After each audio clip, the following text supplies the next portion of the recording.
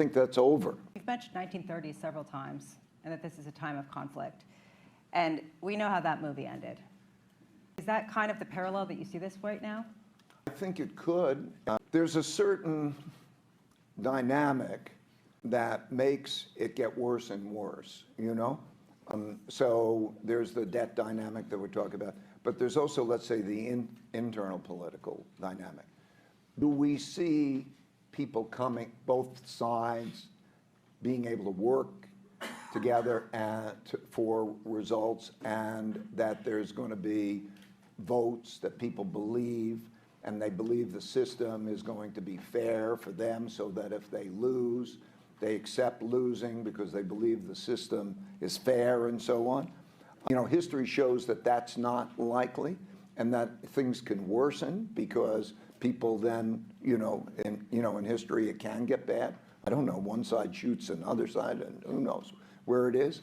One would hope that there would be sort of a strong middle that would bring, for most people, and that you can get back to a system that's fair.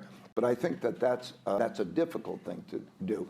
I think the world order, the changing world order, we've gone from a multilateral world order. In other words, it was the American model that there's a United Nations, a World Court, a World Health Organization, a World Trade Organization, an IMF, a World Bank, and all of those world, so that there is sort of an attempt to bring rules and systems into place that are multilateral. I think that's over. That's largely over. I don't think we're not likely to go back to those types of things.